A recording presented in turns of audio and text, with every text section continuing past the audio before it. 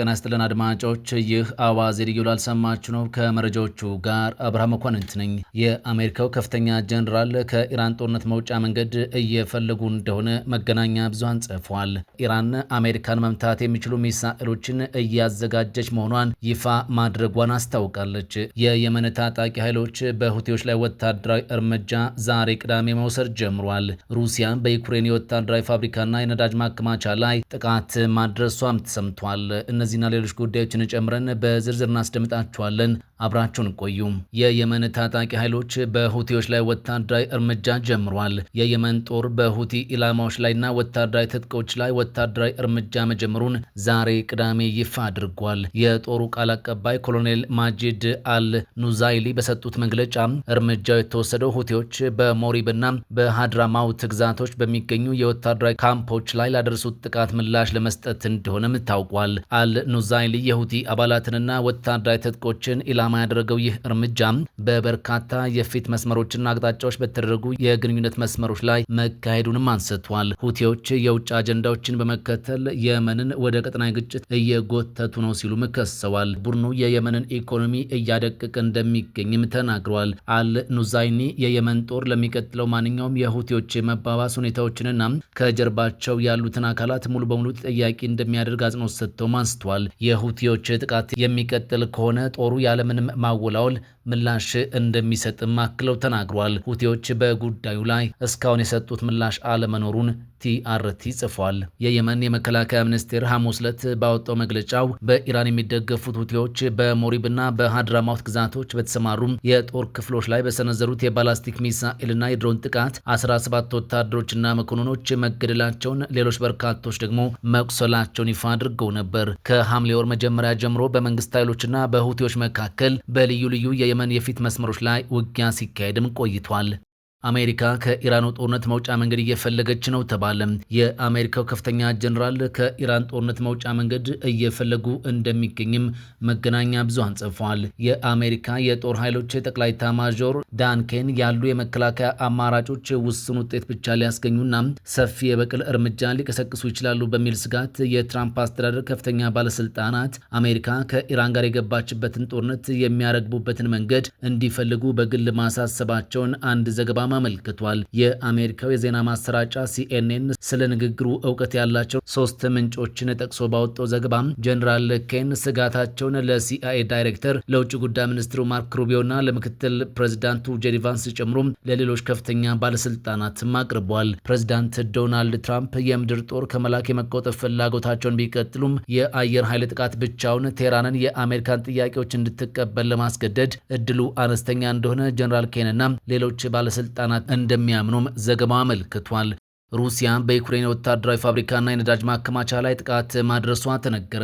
ሩሲያ በዛሬው ሌሊት በዩክሬን የሚገኙ የወታደራዊ ምርትና የነዳጅ ማከማቻ ቦታዎችን ኢላማ በማድረግ የድሮንና ሌሎች መሳሪያዎችን በመጠቀም ጥቃት መፈጸሟ ተሰምቷል። በተጨማሪም ከኦዴሳ በስተደቡብና በስተምስራቅ 2 የጭነት መርከቦች በድሮን ጥቃት መመታታቸው ታውቋል። መርከቦቹ ወደ ዩክሬን ወደቦች የጦር መሳሪያና ወታደራዊ ቁሳቁስ ሲያጓጉዙ እንደነበርም ሪፖርቱ ጠቁሟል። በኪቭ የሚገኘው ፋየር ፖይንት የኢንዱስትሪ ፋብሪካም ከተመቱት ኢላማዎች መካከል እንደሆነም ታውቋል። ፋብሪካው ለፍላሚንጎ ክሩዝ ሚሳኤሎች የሚያገለግሉ ፈንጂዎችን የሚያመርት መሆኑንም ሪፖርቱ አመልክቷል።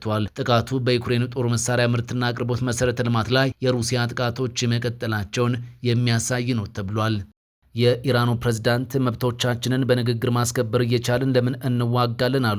ከየካቲት አንስቶ ከአሜሪካ ጋር ጦርነት ውስጥ ያለችው ኢራን ፕሬዝዳንት የሆኑት መሱድ ፔዜሽኪያን መብቶቻችንን በንግግር ማስከበር እየቻልን ለምን እንዋጋለን ሲሉም በሁለቱ ሀገራት መካከል ለሚደረገው ድርድር ያላቸውን ድጋፍም ሰጥቷል። ቴህራን ከያዘቻቸው አቋሞች ፈቀቅ እንደማትል የገለጹት ፕሬዝዳንቱም የጦርነቱ መቀጠል ግን ኢራን እጅ እንድትሰጥ የምትፈልገው እስራኤል እንድንከተል የምትፈልገው መንገድ ነው ሲሉም ተናግሯል። 5 ወር ያለፈው የመካከለኛው ምስራቅ ግጭትን በድርድር ለመፍታት የተደረጉ ጥረቶች እስካሁን ድረስ ይህ ነው የሚባል ውጤት ሳያስገኝም ቀጥሏል። ሁለቱ አገራት ባለፈው ሰኔ ላይ በቀጣይ ጦርነቱን የሚቋጭ ድርድር ለማድረግ የሚያስችላቸውን ጊዜያዊ ተኩስ አቁም ስምምነት ተፈራርሞ የነበረ ቢሆንም በሳምንታት ጊዜ ውስጥ ጥቃት ወደ መፈጸም ተመልሷል። የአሜሪካው ፕሬዝዳንት ዶናልድ ትራምፕ ከሰሞኑ ከኢራን ጋር ድርድር እየተደረገ መሆኑን በተደጋጋሚ እያነሱ ነው። ቴህራን ለንግግር የመቀመጥ እቅድ እንዳልያዘች በመግለጽ ጭምር ሁኔታውን አስተባብላለች። ትላንት አርብ ደግሞ ወደ ስልጣን የመጡበትን ሁለተኛ ዓመት ክብረ በዓልም አስመልክተው ባስተላለፉት መልእክት ፕሬዝዳንት ማሱድ ፔዜሽኪያን ኢራን በንግግር አማካኝነት የሊባኖስን ጦርነት ማስቆም፣ የተጣለውን እገዳ ማስነሳትና የተወሰኑ ማዕቀቦችን እንዲላሉ ማድረግ መቻሏንም አንስቷል። ኢራን በንግግር አማካኝነት ብሔራዊ ጥቅሞቿን ለማስጠበቅ ዝግጁ መሆኗን ያነሱት ፕሬዝዳንቱም ሉዓላዊነቷን ወይም የመከላከል አቅሟን አደጋ ላይ የሚጥሉ ጥያቄዎችን እንደማትቀበል መናገራቸውን የአገሪቱ መንግስት የዜና ወኪል የሆነው ኢርና ዘግቧል። ፔዜሽኪያን በንግግራቸው ድርድርን በተመለከተ በአገሪቱ አመራር መካከል ተፈጥሯል ስለተባለው መከፋፈልም ጠቅሷል። የፕሬዝዳንቱ አስተዳደር የአገሪቱ አመራር ድርድር እንዲቀበል ጫና አድርጓል መባሉን ውድቅ ያደረጉት ፔዜሽኪያን ዋና ዋና ውሳኔዎች የተላለፉት በአመራሩ ይሁንታና ቅንጅት እንደሆነም ጠቅሰዋል። አክለውም ዲፕሎማሲ ከኢራን የመከላከያ ጥንካሬ ጋር የማይጣጣም ተደርጎ መታየት እንደሌለበትም በማንሳት ተከራክሯል። ድርድር የኢራን መብቶችና ጥቅሞችን ለማስከበር ጠቃሚ ሊሆን እንደሚችልም አንስቷል። ይሁን እንጂ የኢራንን ወታደራዊና የመከላከል አቅም ለመበተን የሚቀርቡ ጥያቄዎች ተቀባይነት እንደማይኖራቸውም ተናግረዋል። በሌላ መረጃ ሮይተርስ አንድ የአሜሪካ ባለስልጣንን ጠቅሶ እንደዘገበው ዋሽንግተን የሆርሙዝ የባህር ወሽመጥን መልሶ ሊከፍትና መደበኛ የንግድ መርከቦች እንቅስቃሴን ዳግም ሊያስጀምር የሚችል ስምምነት በኢራንና በኦማን መካከል በቅርቡ ይደረሳል የሚል እምነት እንዳላትም ጠቅሷል። ይህንኑ ጉዳይ አስመልክተው አስተያየታቸውን የሰጡት አሜሪካዊ ባለስልጣን በኦማንና በኢራን መካከል በባህር ወሽመጡ ጉዳይ ላይ ጥሩ መሻሻሎች እየታዩ መሆኑንና በቅርቡም ስምምነት ላይ ይደረሳል ተብሎ እንደሚጠበቅም ተናግሯል። የንግድ መርከቦች እንቅስቃሴ ያለምንም እንቅፋት ዳግም መጀመሩን የሚያረጋግጥ ስምምነት ይፋ እንደተደረገ አሜሪካ በኢራን ወደቦች ላይ ጥላው የነበረውን ማዕቀብና እገዳ ወዲያውኑ እንደምታነሳም ኃላፊው አክለው አንስቷል። ከእገዳ ማንሳቱ ባሻገር ወደፊት የሚወሰዱ ማናቸውን ተጨማሪ የአሜሪካ እርምጃዎች ኢራን በምትገባው ቃልና በምትተገብረው ግዴታ ላይ ብቻ በጥብቅ የተመሰረቱ እንደሚሆኑም ባለስልጣኑ አስረድቷል። ይህ በእንዲህ እንዳለ ኢራን አሜሪካን መምታት የሚችሉ ሚሳኤሎችን እያዘጋጀች መሆኗን ገልጻለች ተባለ። አንድ ከፍተኛ የኢራን የሃይማኖት መሪ አገራቸው የሚሳኤሎቿን የመምታት አቅም እስከ 15000 ኪሎ ሜትር ለማሳደግ በከፍተኛ ሁኔታ እየሰራች መሆኑንና ይህም አሜሪካን ቀጥታ ለመምታት ያስችላታል ሲሉም በይፋ መናገራቸው ታውቋል። አሜሪካውያንንም በሚሳኤል መምታትና እንዲሁም በውድመት ውስጥ መውደቅ ምን እንደሚመስል እንዲረዱትና እንዲቀምሱት በሚል ኢራን ይህንን ረጅም ርቀት ተኳሽ ሚሳኤል እያዘጋጀች መሆኗንም አስተዋል። ይህ መግለጫ በኢራን ኢንተርናሽናል የተዘገበ ሲሆን የኢራን ባለስልጣናት ቀደም ሲል የነበራቸው የ2000 ኪሎ ሜትር የሚሳኤል ርቀት ገደብ ለማንሳትና አህጉር አቋራጭ ባላስቲክ ሚሳኤሎችን ለማልማት እያደረጉት ያለውን ዝግጅት የሚያሳይ እንደሆነም ተነስቷል።